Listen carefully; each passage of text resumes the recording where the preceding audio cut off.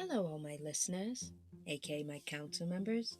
Do you ever wonder what was Hisoka's life like during his performance era, aka basically him as a child within the entertainment slash circus troupe that he was in? Do you ever wonder exactly what I mean by studio teacher and how he was educated, right? Why it might have been different from the classic public education that you are all aware of? What exactly am I alluding to? Well, lucky for you, this is the episode that's going to explore all that. We are going to be getting into more so of the performance education aspect. You'll get to learn what a studio teacher is. You'll get to learn the different things that performer children tend to learn. You'll see how it applies to his character. And you'll get to know a little bit about what I would consider his foster sibling, aka Baki.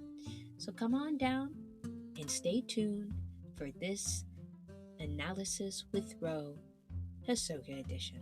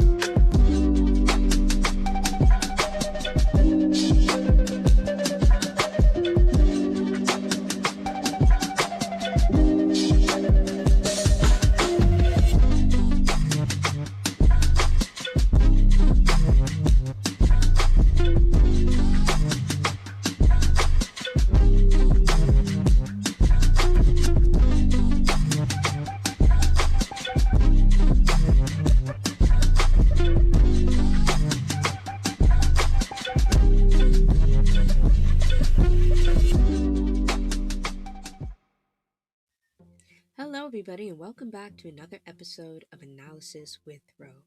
I'm your lovely host, Ro, giving you the latest in everything media, especially the media that we love. And today, we're going to be continuing on with our Hisoka analysis. Specifically, I want to get into a very fun aspect, and this is an aspect and an element that I've been alluding to for quite a long time. We are going to be talking about performance education. In other words, we're going to get down into the specifics of what an on-set slash studio teacher, tutor even is. And this is something that I've been talking about piece by piece in our previous podcast episodes, but now you're going to get the full context of what exactly a studio teacher is and everything else when it comes to like performers and how their education is, especially like youth performers, which will add on to essentially Hisoka's characterization. So let's get down into it, right? First things first, what is it like having an onset tutor? See, when Hisoka was with his entertainment slash circus troupe, there had to be a tutor on set due to compulsory education laws. And again, these laws pretty much make sure that every kid in the US, which the United States of Sahara is modeled after the United States of America, so pretty much similar laws would take place where it's like truancy is illegal. You can't have kids not be educated, they have to be signed up for the system some kind of way, and it's like child labor laws are a thing, so it's like you have to consider the fact that they're working. It's like, okay, they're working, but they also have to go to school.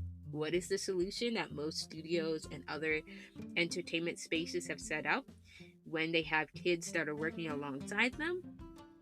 They have essentially studio teachers. And a clue as to what his studio teacher might be besides his manager, there was this lady one time with Ibaki, and she was pretty much like, go over there, do some coloring. And one of the manga pages is like, go over there and do some coloring, do whatever. I think she's pretty much the main supervisor for the kids whenever it's like not the manager. So we will be using her as a main example for essentially what she did on a day-to-day basis while watching around the kids and pretty much like making sure that all their education needs get met while at the same time they're working within the circus entertainment troupe. Another known thing is that they are called onset tutors and studio teachers. So I will be using this interchangeably. It pretty much means the same thing. And these are the people responsible for ensuring the child's work permits and keeping track of the child's schedule and, of course, education. So let's get down into the day to day schedule and everything that goes on within the whole entire thing when it comes to onset tutoring.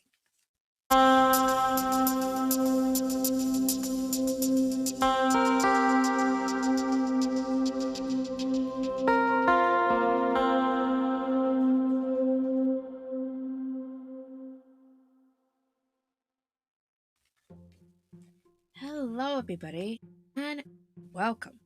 Now, we can get started pretty much on what onset education looks like for Hisoka and Obaki and what their studio teacher does on a day to day. So, what exactly is the studio teacher's job? Well, for Hisoka and Obaki's studio teacher at least, she is responsible for making sure that students complete a minimum of 15 hours of schoolwork a week or 3 hours a day, which is the minimum state requirement. The second priority is all about the student's health and well being. So she also monitors the safety practices of the production, and we'll get into more detail about that in a minute, as well as making sure that the young entertainers have their paperwork and work permits. Now, for school age children, they also teach according to the state educational standards, which we have previously talked about, models after the Nevada state education standards due to the fact that Glam Glassland is modeled after Las Vegas, Nevada.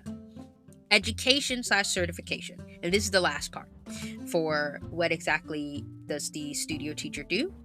They would also need to have a valid certification from an accredited college in multiple subjects, K through 12, as well as a single subject, 9 through 12, with the 9 through 12 having to be an academic subject that involves either social studies or mathematics.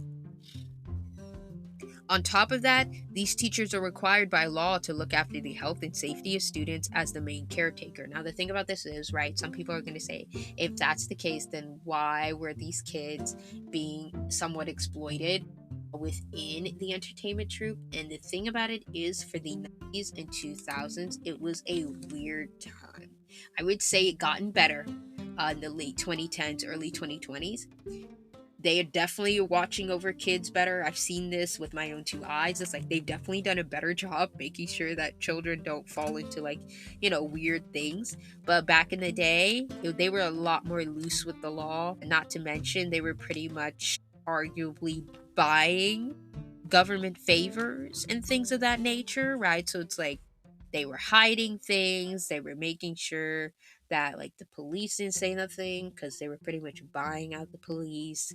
There were all kinds of shady things going on behind the scenes to the point where a lot was getting swept under the rug to make sure that they maintained the power back then. It was a corrupt time. But again, the lid popped. We see all the documentaries that are going on when it came to that type of child exploitation back then. They can only hide it for so long, right? Before the carpet started to become full and you start to notice all the dust bunnies underneath. So they couldn't hide it forever. And now here we are today with the laws when it comes to children's entertainment or child entertainers being a lot more strict. Tend to keep a very close eye on these kids nowadays, where they might not have before. You got to remember also with the 90s and the 2000s, this is the latch kid, and the 80s too. This is the latchkey kid era, in which they pretty much were just letting children run around. It's like come home before dark. That was the mentality back then. It was even so bad to the point where they had to remind parents, where are your kids during this time on TV and on milk cartons, because of the whole latchkey kid mentality of as long as they come back, they'll be fine. They just were a lot looser back then, right? Versus nowadays, where it was a lot strict. And some parents were strict because they were worried about the high amounts of kidnapping back then. But, the latchkey kid era was in fact a thing. It was really the time where it's like, the children played outside, which was great, but some of these parents, some of their guardians even, were just like, well, we'll see what happens. I trust that you're gonna do great things. And it's like, no, no, no. You should also have a little bit of suspicion when it comes to who's taking care of your children. Always ask questions, but they didn't. Some of these parents prioritized money, and some of them had just a little too much trust in these studios. Now, on Hisoka's end, unfortunately, his manager was his guardian, so that definitely leaves a lot of questions around the concerns of consent and things of that nature, because it's like, if your guardian is your manager, then there's a higher level of power imbalance, right? I know even in the cases of like momagers, there tends to be the higher level of power imbalance because your mom is pretty much your boss as well. That tends to fragment the family relationship. But if you have a guardian that is your manager, a lot of the business slash family lines kind of get blurred. So one could argue on Hosoga's end, the only true familial love he probably ever felt was with his mom, and then after it passed away, like all the other adults were pretty much just seen as like business partners at best, which is a weird way, in a way, a weird way for a kid to look at an adult, right? Where it's like, that whole warm affection and love and emotional connection and support that kids typically need did not really exist for this character. And it switched from that kind of connection to more so like business mindsets, and that's where all the other things come in. We'll talk about like the hyper independent and individualism aspect. I do really think it probably started here, right, where we switch from, again, that familial connection to just a business one. Like the familial connection, the mentorship, it's like the mentorship is there, absolutely, but the ulterior motive is for profit. Like, in a way, kids have the feeling of what they're getting into, even if they can't like word it properly. They have the feeling that something is off. So there's that, you know what I mean? It's such a switch, and it definitely changes your perspective on people, and I think for this character that's exactly what happened. Now, another thing to add on top of all the requirements is that these teachers are required by law to look after the health and safety of the students, as they are the main caretaker, which is something that I want to just hit on home with and just pretty much say, like, they are the main caretaker. But again, due to the fact that at the end of the day, we're in the middle of a business, there will be a lot of moments where the children feel emotionally neglected because they are prioritizing making sure that the business moves efficiently. And the thing about businesses is they do not care way too much about children, right? Because it's adults that are the priority. So there's a lot of children's needs that might be met, but there's also a lot of children's needs that will be left behind in turn. And this is something that I kind of talked about in the last episode when it came to learning about performers and young performers and their day to day. So I would say go back to that episode as well to get even more details about the specific element of like neglect within the infant structure of child entertainment. But that is just something to take into consideration, that even though they have caretakers around them, they still might feel this sense of neglect due to a lot of those child needs probably having to slow down the production, and they just don't have the time for that. Unfortunately, I'm not saying that's a great thing or a great mindset, but we'll see how later on this builds the mindset for this character of, well, I have to pretty much prioritize myself because nobody else is really going to slow down for me. We'll get into how this builds into his hyper independence in a minute, but keep this in mind. Do keep that in mind. All right. We're going to be taking a slow, quick whatever rake. But before we do, I want to get into one last thing before we go.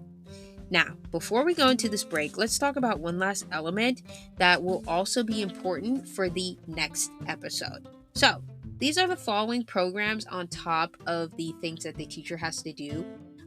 I do believe they probably discovered that not only is he gifted, but there is something to consider with him being gifted or him being a quick learner, right? As soon as you find out a child is gifted or a quick learner, especially in the times of like the 90s and 2000s, they are most likely going to be under the gate system, if you will. And gate, otherwise known as the gifted and talented program, often offers advanced classes as well as different learning environments for gifted children. So this is most likely the program that Hisoka would be under if his set tutor paid very close attention, which most likely she did, and most likely alerted Meritno, and Meritno was aware. So more likely than not, this is also something that he would be registered in. Now, you have combined advanced NEN classes along with the standard education, which is no longer standard, now it's advanced. Hence why I said like there's a lot of gaps, but I don't think those gaps matter as much because of the fact that he's gifted. His education was probably accelerated to start with. So right now he's at the age of 12. If you're under the gifted program, more likely than not, you would be pushed to learn high school and or college things already. So hence why I said like the college education might not be way too necessary because he kind of already had it at a young age anyway. So on top of like the whole career that he has where it's like, I'm pretty much set and I pretty much already have everything in place. On top of that, he probably already has seen a lot of the advanced classes and a lot of the things for college, right? Or like in preparation for college, like AP classes, advanced placement, things of that nature.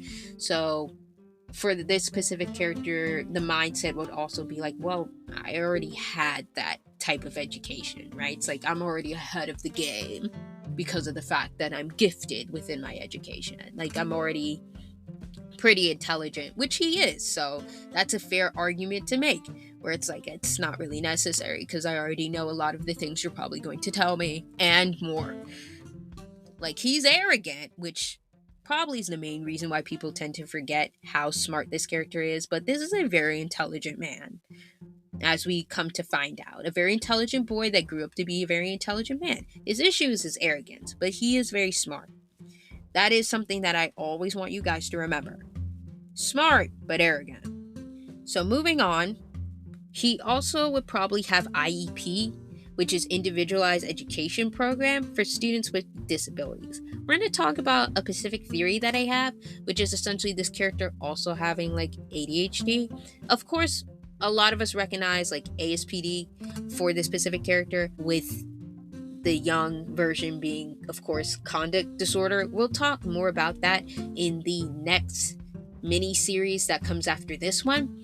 But for at least the ADHD aspect that they've probably seen, maybe a bit of the conduct, but more so like the ASPD ADHD English aspect. That's definitely something that also would probably be like, hey, make a note of that and make sure that the education has that in mind. So there will most likely be IEPs. Everyone's IEPs look different, by the way. I just want to say, so for this specific character, it will look way different than maybe another individual with ADHD. But we will get more into that in the next portion of this mini series, aka our conclusion portion, but just also keep that in mind. And the last one, of course, is strategies that his set teacher might have had while having those things in mind, being a part of these two systems in place. Now, the teacher most likely had set a daily plan for projects for him, so keeping a close eye during executive dysfunction, if that were to happen, which pretty much translates to, let's say this child no longer has the energy to do say thing, right? But it's like, hey, we need this child to be kept active because There's a lot of things we need to do on set, like we have a job to do, but their brain shuts down. We'll get more into executive dysfunction in a minute, but just imagine the brain shutting down because it needs to, right? It's like, oh, there's too much going on. We're going to need to slow it down. I'm shutting down now. Executive dysfunction. In order to make sure that that doesn't happen as often, because it's a little hard to prevent, but at least making sure it's slowed down by a million, the teacher probably has like a whole bunch of projects to keep the brain active and busy.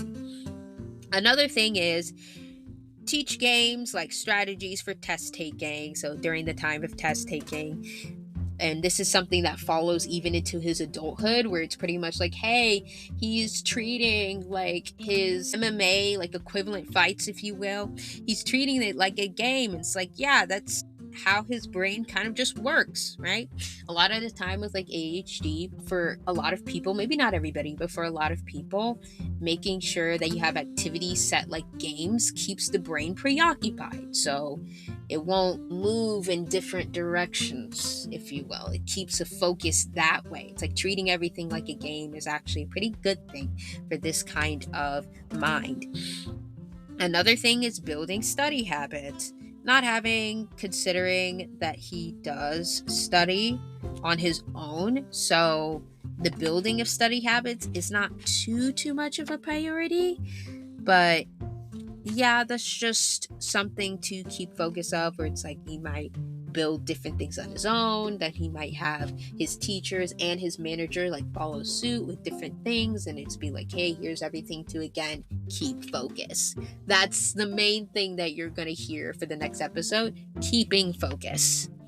We also have a lot of other things, but I'm going to be spoiling myself, so we're going to put those on hold. But yeah, those are all of the programs that might be set in place on top of Hisoka's education, considering his temperament, his mindset, and potential neurodivergence, which we will be analyzing more next time. So that is pretty much things to keep on the lookout for next time. But for right now, we're going to take a quick break, and then we're going to come back with our final statements, as well as the conclusion and what we're going to be looking for next time. So I will see you after the break. And now a word from our sponsor. Today's sponsor is Matcha, blends with benefits. Now, my fellow listeners, we're probably wondering on this tea talk, well, what's the tea that you recommend the most? And I would recommend Matcha. Yes, I would highly recommend this tea, for you see, this tea is the most nutritious of them all, the most delicious of them all, the most bodacious of them all. Simply amazing tea right here. I love matcha with a passion. I go to every coffee shop, and the first thing that I ask for is matcha. But for quality services, when it comes to matcha at home, for that quality type of drink that I need at home, this is the one that truly hits home for me. See, baseball reference? Anyways. When you have matcha, what you come up with is a beautiful concoction right beside you. For you see, this matcha is like no other. They have the finest of leaves that offer highest of quality, and on top of that, it's really nutritious with a sweet, smooth taste. And you're probably asking, how nutritious is it? You gotta be lying to me. You gotta be playing in my face right now. You're boasting it. You don't actually mean that. I do mean that, because it has 137 times the antioxidants that traditional green tea has. That builds up liver and heart health. That's good stuff, people. And on top of that, let me just leave you with this. It's got additional health benefits because we have superfoods like cacao, ginger, and goji berries right beside it, right? So you're pretty much getting a multivitamin in a drink, in a way. All right? I'm not saying this is going to replace your multivitamin, but it's definitely going to help out. It's a big contender. You got delicious flavors like banana cacao, which is pretty much like banana chocolate, on top of strawberry matcha. And you got cinnamon goji berry matcha. Me personally, I would pick the strawberry matcha if I were you, right? So the next time that we all commiserate together on this lovely tea talk, I want us all to come together with a cup of matcha, because this is truly good stuff, everybody. Now, for you, my listener, you're probably like, okay, how exactly do I get this tea? Well, for you, you're going to have 15% off on this tea.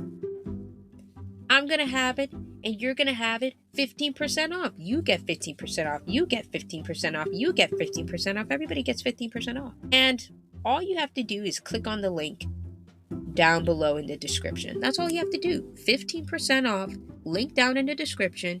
You're not going to regret what essentially is going to be a lovely, delicious, sweet, flavorful drink right beside you. You won't regret your next tea talk when it comes to having matcha right beside you. So go on and click on the link down below, and I will see you in the next part of this podcast. Welcome back, my lovely council members. I hope you all had a very nice break. Now let's get back into the whole juice, sauce, and butter of the matter, shall we? So, performance education. This is going to be my most favorite section because we're going to be talking about pretty much what specific things you learn on the job, right? Whenever you're an apprentice, for example, and you want to learn what comes with the job or even with job training, right? It's like, what exactly does this job entail? And for Hisoka, that is no different. So we're going to be touching upon some of the things that he learned to even do his job back in the day as a kid. Now, the first kind of thing that he learned was, of course, circus training, right? This was a main priority. And what happens under circus training specifically, along with his nen training, is that he was most likely, along with Abaki, taught under the framework of a youth circus, right? So even though they were underneath the agency and authority of what is an adult circus, they were taught under the youth circus module. And what these youth circuses do is they have 4 modules that they typically teach young circus performers or young performers of the acrobatic arts in general, but circus performers in general as well. You have 4, which are, of course, physiology, which is understanding basic knowledge about Hisoka's anatomy or human anatomy in general, along with physiology to then develop body awareness and consciousness in the circus. So pretty much you would have everybody within the circus, but the kids especially, learn all about the human body. Hence why, when it comes to his powers later on, and we'll talk more about that, he has such an adept knowledge to the human body to the point that it connects to his powers, which is probably why things like texture surprise or even the calculations that are necessary for his body to move along with his powers in a certain way, yeah, that probably came from the education that came from here, right? Learning early on about human anatomy and how the human body is kind of structured pretty much gave the framework for what he would later use in his powers, like, for example, with bungee jumping, texture surprise, and things of that nature. So he first learned it with the first module, which is human anatomy and physiology, with physiology being the name of this module. You have number 2, which is warm-ups. So, of course, you got your warm-ups, you got your stretches, because you're now dealing with the acrobatic arts, right? You're all up in the air, you all over the place. You all up in the air, you're doing flips, you're doing special stunts and stuff. So you got to warm up to stretch your muscles to make sure you don't sprain anything. And this module introduces all those warm-up techniques for daily practice. And then you also have trust and team building exercise. Now, about those trust and team building exercise, I'm not sure how many they specifically have done. All I'm going to say is that it didn't necessarily work because, as we talked about in the last episode, when it came to Hisoka's life as a performing child, you had all these adults around them that were filled with like jealousy and definitely made the workplace harder for this poor kiddo. So I wouldn't say those team building exercises, if they've done that, I doubt they did. If they've done any, it didn't work. Okay? It did not work. Let me tell you right now, it was not working. These adults were coming for this child, and it was crazy. Again, it's like going back to what I said last time. It's like, that's just crazy. It's like, what we going after the baby for? Like, let's be civil. Let's be mature. They were not mature. They were not demure. Those warm-ups were about the stretches for the most part, making sure that they prevented strains and things happening. Because again, with the acrobatic arts, it's very athletic in nature. You are dealing with a lot of your body. You don't want to sprain anything. But also, if they did have team building exercises, that shit didn't work. It did not work. So number 3, you have circus techniques. Maybe it did work on Hisoka and Abaki's end, but it did not work for everybody else. It was a whole thing. It was a mess.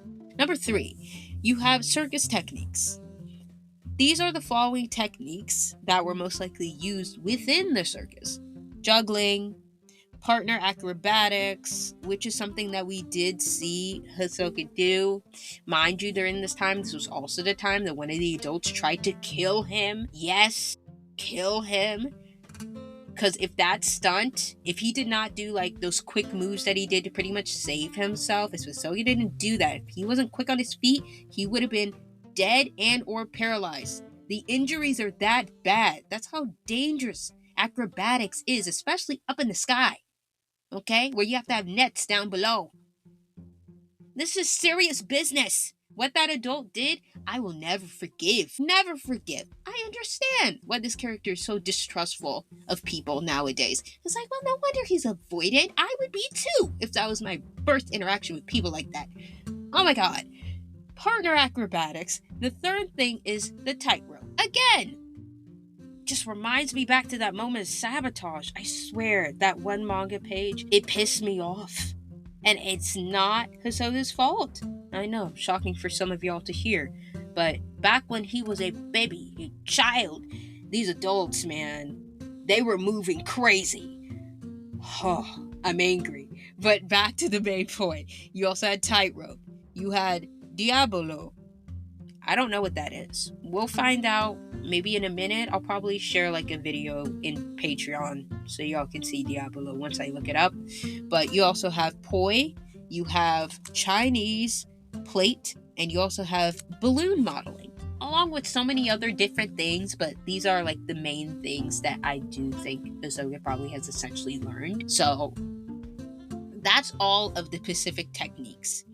And along with the warm-ups, I do want to go back to number 2 because there is such a thing as conditioning. I know this because I did dance training, so I also have done conditioning back in the day, and stretching as a part of the warm-ups. And what conditioning essentially does, again, it's another form of your body preparing itself for what's to come, because when it comes to dancing, anything that's similar to dancing, gymnastics, things of that work, you have a lot of stress and pressure on the body, and your body does have to get used to that. So you're literally conditioning your body to get used to the strain a bit. And you're definitely going to see this a lot more when it comes to Hisoka's teenhood and adulthood. So like him switching to be an athlete is not shocking to me, because in a way he was already trained from that when he was in his earlier stages within the circus troupe, because a lot of the things that was done before was athletic in nature. It just switched from one thing to the next. But when it comes to like the acrobatic arts and then switching to athletics, won't be way too hard, especially for like this character, because it's like a lot of the training that comes with the acrobatic arts is already athletic in nature. So it's like a very fair and easy switch. It's like, though it's a little bit different, if somebody were to switch from, let's say, modern dance, and they probably mixed it in with maybe cheerleading or commercial dance, and they want to switch from that, from doing gymnastics, they're gonna obviously adjust to a lot of things. It is vastly different to what they were previously doing, but compared to other people, they do have a leg up, because the training is similar enough to where they can pick up the pace fairly quickly. So for Hisoka, similar thing. right? Where it's like if he were to switch, and he did switch from like essentially the acrobatic arts to just complete athletics, that was not a hard switch to make because we already have things like the warm-ups, the stretching, the conditioning. That's all in preparation to have a bit of more stress and strain and for the body to be used to that anyways. So that wasn't a hard jump. It was not. And then you have the next aspect, which is, of course, performance. So now you got to understand the performance nature of the circus arts. Let's start with safety procedures. Now, were these safety procedures kind of loosey-goosey and somewhat abandoned during the manga? I would say yes, a little bit. Okay? They were followed, kind of, but like I said, these adults, man, in this circus troupe, read the pre-canon manga. It will piss you off, and it's not Hisoka's fault. Which, again, is crazy to say for once, because it's like, for the most part, because he was a baby during this time, he was the victim. Ladies and gentlemen, these adults are not acting right, okay? But the next part is the safety procedures, which were being neglected, mind you, left and right. But this is what you're supposed to do, right? So, depending on what union that you're under, I know theater unions are slightly different. Theater slash like circus unions, those are a little bit different, but they follow the similar model, not exactly the same, but a similar model to SAG-AFTRA. So SAG-AFTRA, at least one of the main unions when it comes to entertainment, contracts typically provide any actor slash performer who performs a stunt entitled to a stunt adjustment in addition to regular compensation. So in other words, you have a bump. What a bump essentially means is that in addition to your typical pay, they'll add more money, right? So say that you are doing something for either 150 per hour, maybe 1,000 per hour, depending on what they pay you for. And on top of that, they'll say like, hey, we want to use your car. That's a $150 bump. So on top of your regular pay, now you're getting $150 more because they used your car. So in the case of a stunt, let's say it's like, hey, we want you to do a specific job, but we also want you to do the stunt. Due to the fact of the potential risk of the stunt, we're going to give you maybe like $200, $300, $1,000 more, however much that they put on top of the pay that you're already getting. So on top of the pay that you're already getting, you're also getting like $1,000 more. Those are stunt adjustments. That's a bump. Yeah, in addition to regular compensation. So that's one of the things that they prioritize. Another thing, if you are under the specific union slash group, for minors, riding a bike or skateboard, as well as climbing a tree or a fence, or pretty much anything that would be considered, again, athletic, moving your body, something that might cause an injury on set, you're going to have that be considered a stunt. That is seen as a stunt. So they will have that stunt adjustment in mind, as well as a couple of other things. See, if a minor is asked to perform any potentially hazardous activity, they are now entitled to have that activity performed by a stunt double. However, this is the part where it's like, yeah, I did not see that happening. Nope. For Hisoka, that did not happen. And again, it's probably because like circus rules are slightly different, but at the same time, they could have at least done better supervision, and they did not do that at the least. So for Hisoka, though that is not something that was probably allowed by his manager, in other words, they did not have a stunt double for him, though looking back, they probably should have. At utmost, due to the lack of parental guidance or guardian guidance, at least during this time, this placed him at a higher risk. Hence why, again, we saw all of the bullshit happening during that pre-canon manga, where it's like, I was consistently worried for this baby boy in fear of him dying. It was a roller coaster reading this pre-canon. I'm telling you now, my emotions were going up and down, and for once in my life, I was like, this poor baby. Good grief. So those safety measures, again, have been completely abandoned in order to basically say the show must go on. Oh my God, you need to slow down. The show cannot go on. Actually, the show needs to slow down and make sure that this child is okay. But we're not doing that, and we are just out here in the motions. It was crazy. It was crazy. But yeah, so for Hisoka specifically, that did not happen. There was no stunt double. It was just good luck, kid, and vibes. And well, it was successful because he was quick on his feet. If he was not quick on his feet, that would have ended very badly. And unfortunately, he has no parents, so nobody can ask for justice or sue. As you can clearly see, I'm going through it. Anyways, next part is child performer restrictions. So minors should be acquainted with first aid personnel and procedures immediately on arrival. Now again, I'm not sure about Meritno specifically, but I know for a fact where they're performing, they do probably already have that in place. For example, I'm pretty sure the last performance they had, it was like at this major hotel, for example. And I know for a lot of hotels, emergency services are like nearby at the very least, so all hope is not lost, right? If that was not Meritno's priority, at the very least, the places in which they do these performances, rather it be like hotels and or convention spaces, it's like they have emergency services. Regardless, things will be okay. The emergency services have to at least be on standby. So it's like they can't cut away that one. They shouldn't. It's like they shouldn't. Okay? At the very least, if shit were to go down, at least we have 911 on standby, which is the expectation. The next thing is, for outdoor shoots, guardians should bring warm clothing, thick towels, robes, and sunscreen, as well as water to prevent dehydration, hypothermia, and overexposure to the sun. So in other words, let's say if they had like an outdoor performance, pretty much you would have to bring all those things to make sure like the kids are okay, because small bodies, let's just say, get sick very quickly, okay?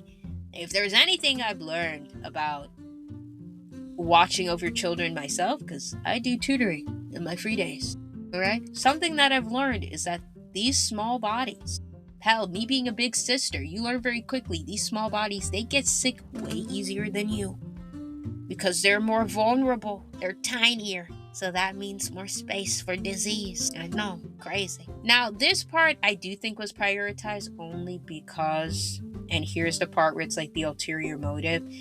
This was prioritized only because, like, Hisoka was the golden child. And again, it's like the neglect, but at the same time, like, overprotection. It's like, this is one of those moments where the overprotection was low-key a good thing. But it was only because he was considered the star of the show, the golden child, the Maddie Ziegler of the entire circus. If that was not the case, I don't know what Meritno would have done. I don't know. I don't even know how Abaki feels about all this. It's like, is her needs being met? I'm sure they were in the beginning, but as soon as Hisoka entered into the picture, she was pretty much just like pushed aside and be like, see, he's always going to be on top of the pyramid. It's a whole thing. It's a mess, ladies and gentlemen, just mess. But I'm sure the needs were being met, because like otherwise the police might be on him. So again, the other ulterior motive is like he might have had to follow that Pacific rule, because if not, you're putting kids in danger, and that puts the police on your back, and that's the last thing Meritno needed. So both kids got their needs met, but I would say for Hisoka probably times 2, right? Bare minimum for Abaki, but like for Hisoka, it's like not only do you get that, but you also get whatever food you want, right? It's like you have on-call service, you have pretty much everything. You're not only going to get a coat, but you're going to get the best of the best coats. I'm giving you premium fur coats, quality service. You did a good job. You made my business look good. Here's all the things that you need and more. Yeah. So it's like a little bit spoiled. I'm not going to hold, right? It's like the neglect and all this other stuff, but it's also mixed in, and this gives a child whiplash, by the way. It's like it's mixed in with pretty much being like prioritized and put on top compared to your other performers, hence why the jealousy's there. But it's like he didn't do that. Meritno set that up, like, oh my god. But anyways, that's what was shaken down, where it's like, okay, everyone's needs are met, but you get the best juice, you get the best jacket, you get 2 times a pay bonus because you make my business look good. You're adorable. I'm going to give you more opportunities. You want to be in a commercial? We can make it happen. And that's just what was shaking down. Another thing about this whole thing, right, is that you also have more protocols. So another protocol is with minors, work is 20-minute increments. So it's separated into like these 20 minutes, and then you have a 10-minute lunch break. You also have collaborating and communicating with the minor about the idea, which is something that was done in the manga, right? Where pretty much Meritno asked about like Hisoka's ideas. That was something that was followed through, I would argue, only because Hisoka is Meritno's golden child. That's pretty much the only reason why. But it was still done, so we can clap a little bit. Don't clap too much, okay? Not too much. But the ideas were being considered from the child. We're also having the child performer make physical marks to stay in place. So that's something that probably will be done during the work time. You would also have reviewing the performance with the child, which is also something that happened within the manga a couple of times. And then you have healthy snacks on set. Like I said, it's like probably Ibaki got like bare minimum healthy snacks, and then you have on Hisoka's end, because he is Moreno's favorite, it'd be like, not only do you get bare minimum, you get top quality snacks. I'm gonna make sure that these are like gourmet organic snacks. It's a whole, we're gonna talk about it a bit more when we talk about Ibaki and like Hisoka's interpersonal relationship. It's a whole thing. Like they love each other, you know, as sibling type figures to one another, but it was messy, you know. When we come to learn about Hunter x Hunter, this show, this book series, and healthy families, from what I'm gathering so far, just don't mix. Whenever you see a potential family dynamic, expect dysfunction. It just comes with the course of the series. We're here for the ride, for real. Expect dysfunction. We'll talk about it, just so you know. They probably loved each other deeply, you know. It's like they felt the friendship, they felt the sibling relationship, but at the same time, it was dysfunctional. Not their fault, but that's just the truth. Moving on to the priority of snacks, all right? The next thing is positive reinforcement is important. Again, this was given to Hisoka, but only because he is Meritno's golden child. Where with the Ibaki, and we'll see this all the time, homegirl gets neglected, right? It's like her opinions don't even matter anymore. As soon as, again, Hisoka entered the stage, everybody's eyes was on him, and she got left to the side. We're going to talk more about that specific dynamic, but I just found it kind of sad. Oh, so sad. But yeah, his positive reinforcements were met, and for Ibaki, not as much. Now hers is being neglected. It's a whole thing. The next thing was establishing a good relationship with the kids. Again, it was morphed by manipulative tendencies on Meritno's part. We'll get down into it a bit more later, but just know that the good relationship was very surface level, and it broke down very quickly. It was good with conditions, which is arguably not that great. The next thing is there should be a bond between the adult performers and the kids. This did not happen. And again, it was due to that jealousy that most of these other adult performers had with this specific kids, because they were fine with Ibaki, but with Hisoka, as soon as they found out this child was gifted, and on top of that, Meritno's prioritizing him, he's the golden child, instead of being mature about it and being like, hey, you know, boss, we should probably do some training more together as a team, right? It's like, let's put the focus on the team. I get that this kid is the front runner, but you have a whole band. They did not do that. They were being immature, very jealous, not demure at all. Due to that jealousy, the connection was not established. And we saw what happens when that connection does not get established. It was a mess. And then the last thing about it, or the last two things I should say about it right after that, is that you have the child imitate you and keep them active. This is probably something that was done while Meritno was training him with the Nen training. So that's probably something that was done already. And then you have the last thing, which is tends to procrastinate at task until the very last minute, and when that happens, it goes back to the other thing, which is keeping focus for that child, right? So that's the whole matter of it all. And yeah, that's the whole matter of it all. That's the whole entire thing when it comes to performance education and everything that you need to know about performance education, so that when we come back, we're going to talk more about like the neurodivergency aspect, because there's a lot of things to say about that, and I do want to touch upon that a lot more. So hopefully we get to do that next time, but for right now, I'm going to say goodbye, everybody. In the next part, we're going to be talking about what's going to happen for the next episode, which is again the neurodivergence episode. So I'm going to be talking a little bit more into detail about what to expect. But guys, this was amazing. I love talking to you all, truly, and I will see you all for next time. Everybody, that's it. I'll see you in the next portion, and then that'll be a wrap.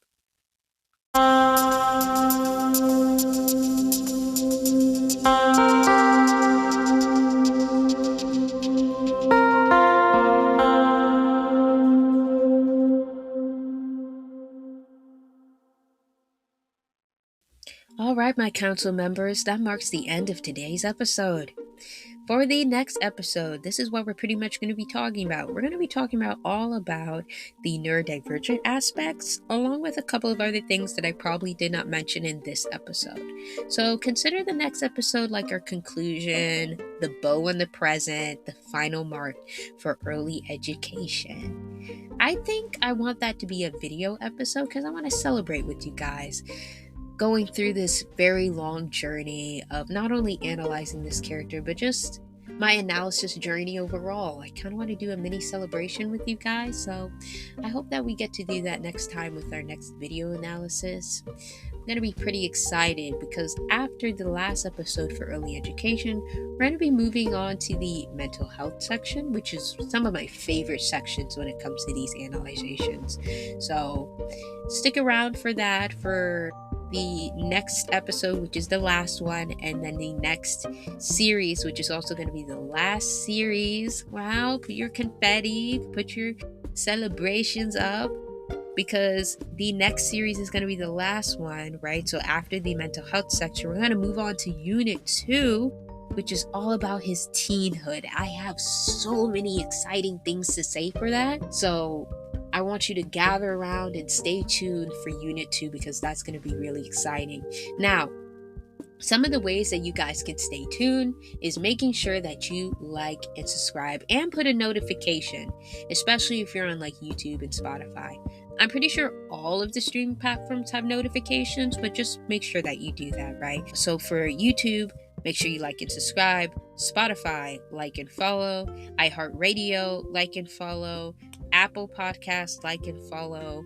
Pretty much everywhere is a like and a follow, right? YouTube's the only site exception because they do subscriptions. If you're on Substack, like and subscribe, because with Substack you also get the addition of any written works that I finish. So that's a little treat for my Substackers, right?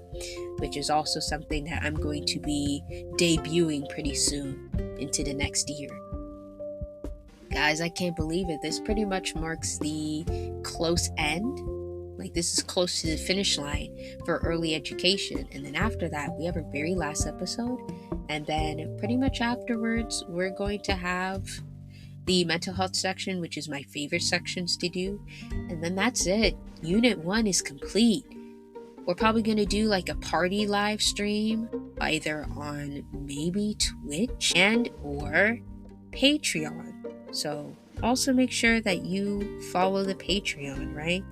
You're going to have a Hoobie link. Hoobie has pretty much all the links for every single source that you need, whether you need to follow the YouTube, you need to follow the Spotify, whether it's like, hey, I want to be a part of the Patreon, because like I said last time, especially for those of you that want to follow the Secession podcast, those are going to be Patreon only from now on. So just make sure that you also subscribe to the Patreon so you get all the additional information and content and we're just gonna have a grand old time. I'm still debating if the party live stream, should be on Patreon. I feel like it should be for everybody, so I'm probably gonna put it on either Twitch or TikTok, depending on what I feel like is more convenient for everyone. But yeah, everybody, that concludes the end of today's special tea talk, if you will. That's the end of the episode, and I will see you guys next time.